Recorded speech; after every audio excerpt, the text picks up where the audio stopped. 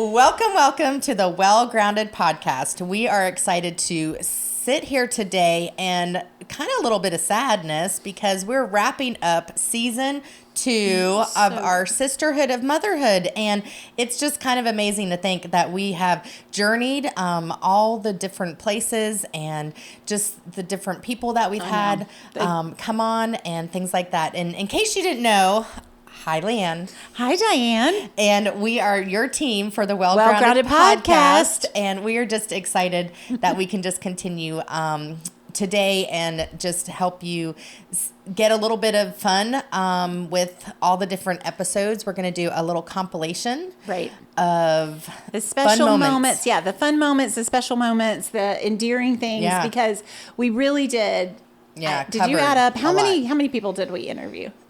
You just put me on the spot. Sorry, I think it was 7 or 8. Okay. Yeah. Okay. So then we were able to unpack that with those reflection episodes, and it's just really been a really meaningful season for us. So which one would have been one of your favorites? I mean, the one I learned the most from has to be from Ruth in mentoring. I mean, and somebody who's in that season ahead of us, I just learned so much. I mean, technically, a lot of the other ones I learned. I learned their stories, and I enjoy kind of growing in that way. So that was really fun for me to have these different voices and different people's life experiences. Yeah. We really wanted to do those ages and stages of motherhood. So we had some that were total new moms. Right. And then going all the way to Ruth, which is in her senior years of you just have had a birthday and, just amazing the things that she's journeyed through. Right. And adoption and fostering, we really got to kind of dig into that in a way that there was just a lot of that I didn't know. I thought I knew some things, but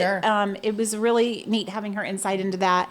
The encouragement that we got on strong children, on sharing your faith with your kids, all of that. It was just I loved our question that we asked everybody was, what would you tell your younger self? Yes. And I'm kind of leaning into what you're going to hear about on our compilation segment because you're going to hear a lot of those things that they shared about. People that don't know each other, people that don't. There was this real thread of giving ourselves grace, and we just really want to highlight that. We kept being surprised at how much we didn't share with them on different things. Recorded months apart, different times. And so often they would come to the table with something so similar. Right. And we just knew that God was weaving that together. Right.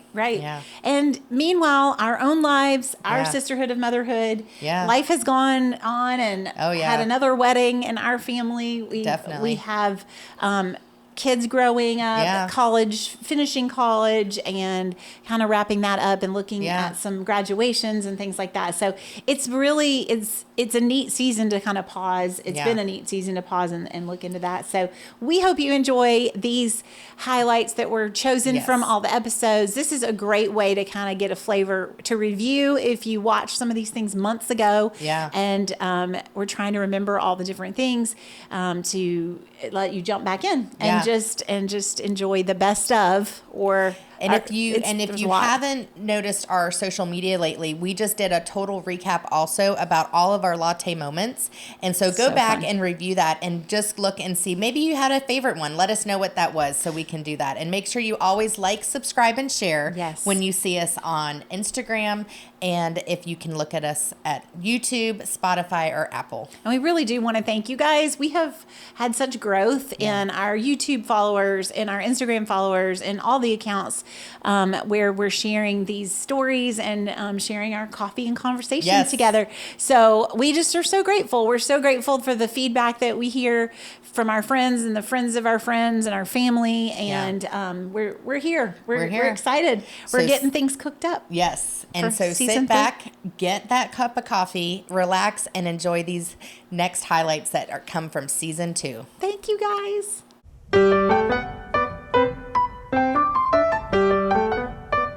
A perspective that I would say within the last 2 years of really when I was starting to truly go through my really difficult phase with Raylan and her strong-willedness, I was on my knees in prayer at one point, and I was like, God, I can't do this by myself. I mean, I know I have my husband, I know I have friends that I can turn to, and that's all well and good, but I was feeling weary and defeated, and I just said, God, just remind me that you've got me. Remind me that these are your children. Yeah. These aren't my children. So good. Because oftentimes the way that I discipline, I can tell is I'm a strict parent. I know that about myself. But I have a job as a parent because these are not my children. Yeah. I know that God has given them to me on this earth, and I am grateful and I am blessed. But ultimately, they're his kids. Sure. And it's my job to make sure that even in their strong-willed little selves, that their foundation is Jesus. Yeah. And they are constantly rooted in Christ and showcasing him to other people. Yeah. That's my job as a parent. What is your response? Like, what would you want people to know about, like, why is it worth it? There is heartbreak in it. And how did your heart get open to that? You know, because God it's like said you to said. me, they were my children before they were yours. And I will care for them Candace. even after they're gone. So that's beautiful. It's just the timing. Yeah. You and get them for a time. It was a time. And when kids would enter my home, and I would feel like I have to adopt this child. I mean, and they weren't even up for adoption. Yeah. You know, and people would say to me, "Are you going to adopt them?" I'm like, "No, they're not going to be adopted. Dad was trying to attack them, and they couldn't go to aunt and uncle because aunt and uncle did not feel safe. So you were kind of the middle person. So they came to me for 2 weeks until they could get a court order to stop aunt and uncle from seeing them. Yeah. What is something that you would tell your younger self? Like, what is something that you would say, okay, I want to make sure that I can tell others about that can help them? Or the next time you have a baby. Yeah. So I feel like I'm still my younger self. Yes, which is true. I'm like all the way back before I had a baby. All the way back before I got my driver's license. So, but I also feel like even in almost 9 months, I feel like I have changed so much already because it's humbling. I realized how much of a sinner I am and selfish just by, having Evelyn and, being in a household when you're sleep deprived and when you are just, I am more likely to snap at my husband because I'm, sleep deprived and I'm and I can't justify that, but sometimes when you're like, I'm sorry, I'm just tired, doesn't excuse it, But I feel like the first thing that I would say to myself is that it's not about you. Because there's just during the first 2.5 months where we were holding Evelyn for all of her naps contact, I feel like I felt entitled to a certain amount of sleep or a certain amount of hours. Yeah. And then it was silly, Joel and I, because he would sleep whenever I was holding her for a time, so we would try to give each other little back naps, and forth, And then sometimes we'd be arguing about I had less sleep than you did, so it's my turn show for me nap. your sleep, Matt. Yeah. And then he would be like, "But you had more hours," and I would be like, "Yes, but I didn't fall asleep until an hour and a half after because I was overstimulated." Yes. So it was just getting getting silly. That's awesome. But then we both realized that we were just approaching it really selfishly as far as I am entitled to this amount of sleep or this amount of me time or this amount of recharge time. And then it was us being selfish and then trying to do it in our own strength too. True. Because my pastor / father-in-law convicted me during one of his sermons. When your father-in-law is your pastor. Yeah. I love it. Yeah. But he was talking about how oftentimes we'll be like, oh, I just need to have some me time because that I'll be fine after that. Oftentimes it's disguised as I was trying to do it in my own strength and it didn't work out. Yeah. And instead of trusting the Lord, I'm just going to go do my own thing for a little bit. Yeah. Instead of, when you get to the end of your strength, that's when you see the Lord move. Sure. Right. I would just continue to say that the Deuteronomy 6 verse. Yeah. So we're talking about when God's people didn't have written word and they could only remember what they were told by other people. And they had to be so grounded in what they knew and what they heard from other people that they internalized that. Right. We take advantage. We can just open up our Bibles and read this. Right. And so we are to love the Lord our God with all of our hearts. Yeah. And that's what we're modeling for our kids. And those are the opportunities that we have. So as far as a parenting journey, I really just try to keep focus on those. I can't do everything. But in the 4 walls of my house, I want to do these 4 things really well. These are the times that I want to really take advantage of. So Can you share those 4 things? I know you like. Oh yeah, from Deuteronomy 6. Yes, share those. So we will, they say you're going to write them on the door frames of your house. And, a lot of people do have them written on the door frames of their house. Hobby Lobby will help you with that. That is correct. If you need a sign. Yes, lots of great signs. When I sit and when I rise, when I go about my day, and when I'm coming home. So very nice. Those are And the times. And it covers you. The neat thing about that passage too is that it's covering all aspects of life. Yeah. It's meant to be any age, just continuously doing this, right? Right. So it's just that constant thing, and how that looks in those practical seasons, just looking to monopolize on that. So. And then in Luke, when it says that Jesus, and we're modeling for them how Jesus grew. Jesus grew in wisdom and in stature and in favor. I love that verse. And so that's what, I can't, you look at the whole Bible, it's so overwhelming. But if I can focus on these 3 little things, growing them in wisdom, growing them in stature, and growing them in favor with God and man. Yeah. Those are measurable things that I can handle the little measurables.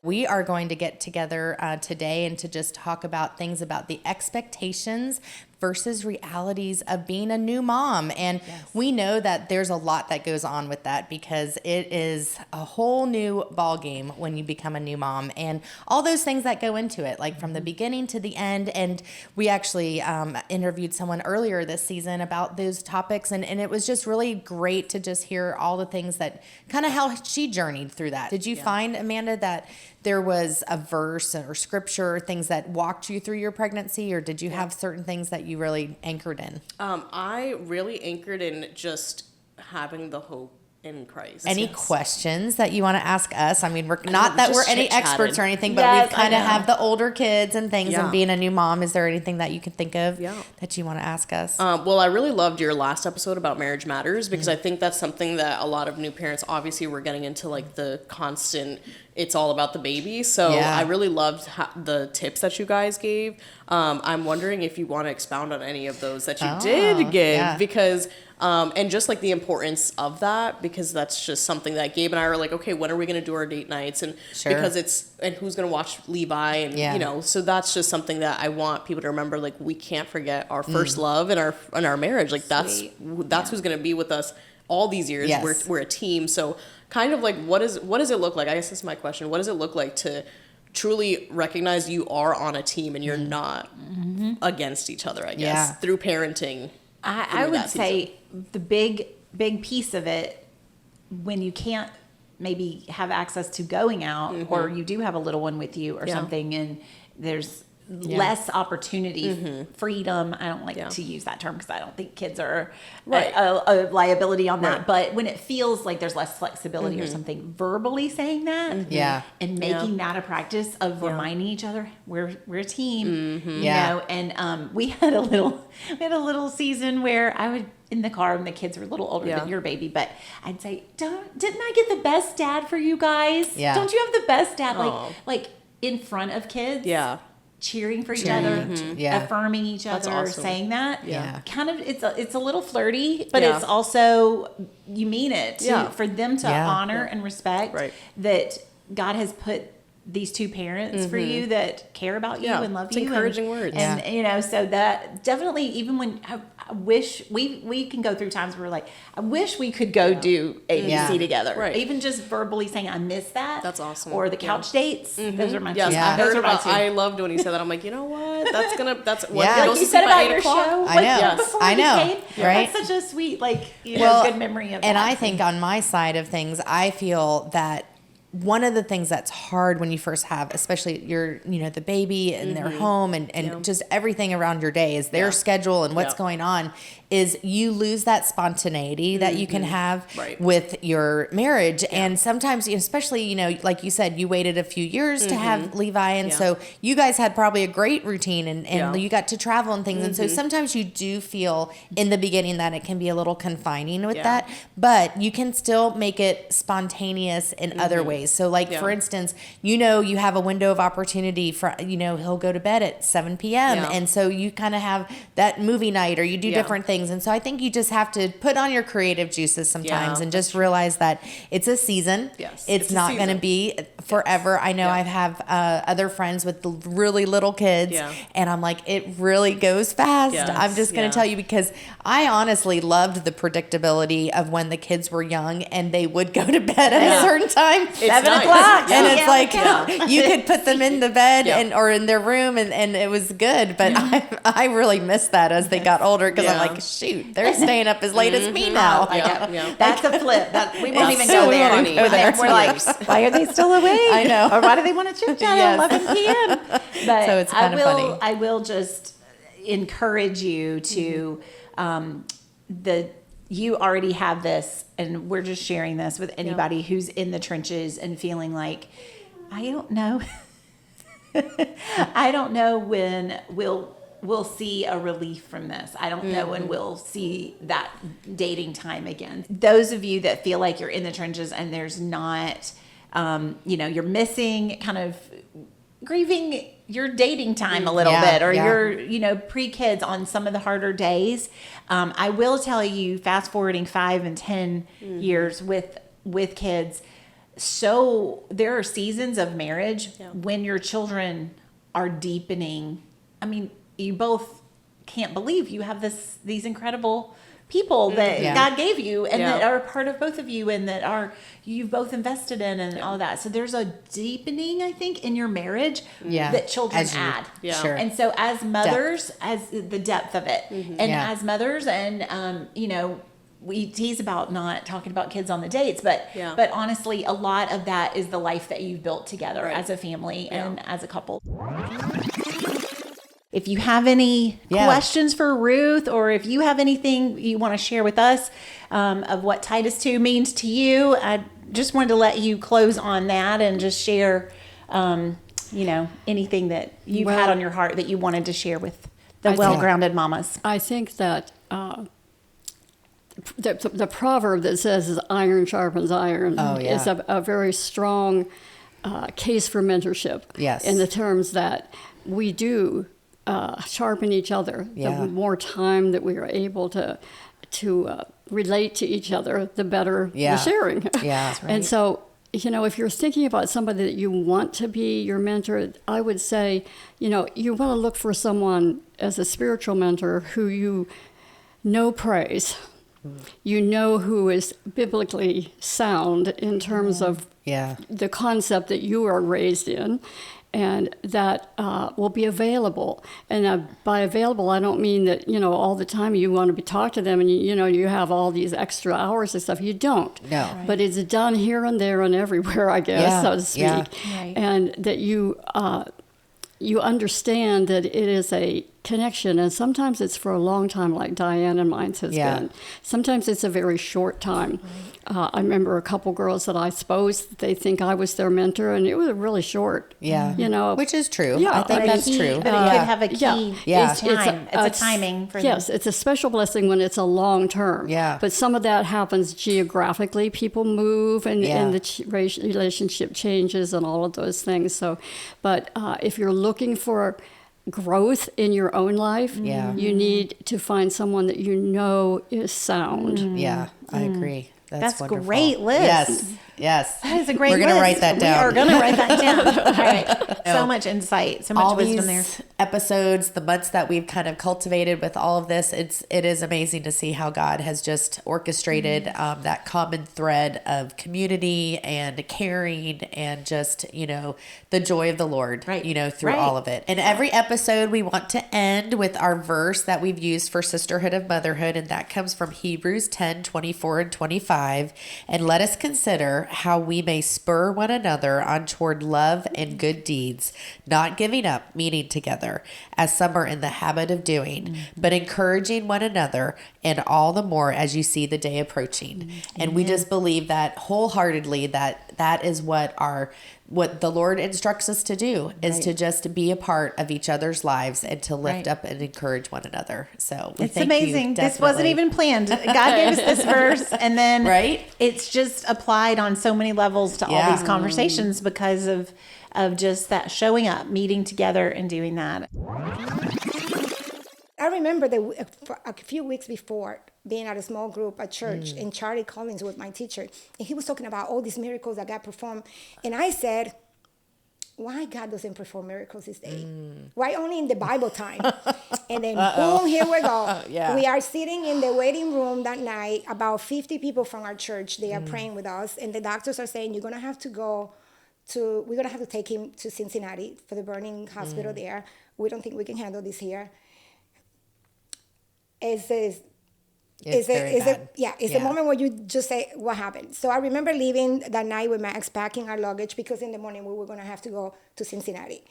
When we come in the morning, the doctor said, well, I don't know what happened here overnight, but we don't need to go to Cincinnati anymore. Wow. There's been an improved miracle. They don't call it like that, right? But an improved on Massimo skin that I think we can do skin draft here. Wow. And to make it short, because I know you guys are on time. Oh, you're good. You're good. Yeah. He was there. He was in intensive unit for 2 days. Then he went to down to the another level, and then 7 days after he was sent home. Oh wow. We have other kids that got burned with coffee in the legs that were there for 2 weeks. So I remember us going back for the treatment and still seeing the kids in there. So it was something. And I think what I've heard too is he had to be airlifted, didn't he? Yeah. Well, after the incident. So when we were at home, So going from something where you just it looks like the worst case scenario. The doctors are saying they can't do it. He's airlifted and then having basically an overnight drastic improvement. And I love that. And you have to look up and say, you're amazing. The power of prayer and all of that, all the people that came to help and just encourage and everything. That was And then amazing. Hearing my team from this small group saying, God gave you a miracle. Yeah. And I was just like, he sure did. He sure did. Whoa. Wow. Yeah. Whoa. Yeah. So a lot of miracles. And I mean, those, like you said, you have multiple things, but that really to me is so impactful, because it just, just like you even said with your small group, talking about sometimes we don't recognize how God is still doing those great big miracles out there because there's a lot of noise around us. There's a lot of congestion. There's things going on that are just kind of clouding our sight from those. And I really believe that's sometimes we do have to stop and even acknowledge that when it happens. And you know what I say about that? When God gives you a testimony, it's for you to testify. Yeah. So when God gives you something, it's not for you to keep it. Yeah. It's for you to go and tell others about it.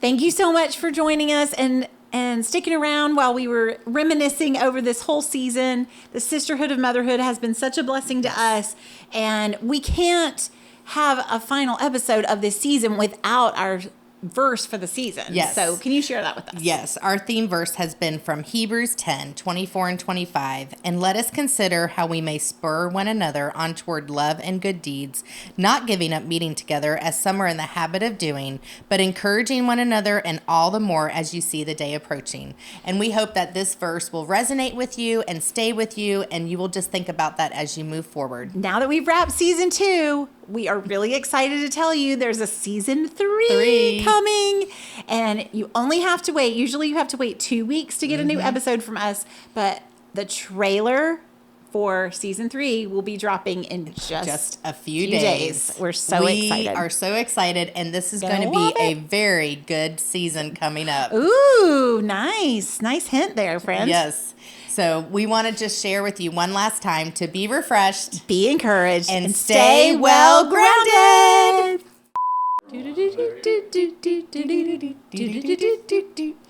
We didn't have a song for Sisterhood of Motherhood. We needed one. Okay, so I just want to share this really quickly before we jump in. my favorite thing of our little intros is when you start to say a word and I say it with you when you're not expecting it. Like, Sisterhood of Motherhood. or like, be refreshed, be encouraged. Or well-grounded podcast, anyway. So that's just fun. So I'm just enjoying, you're always very surprised. I'm like, oh, great. And no one in my family thinks I can sing, but I'm harmonizing podcast.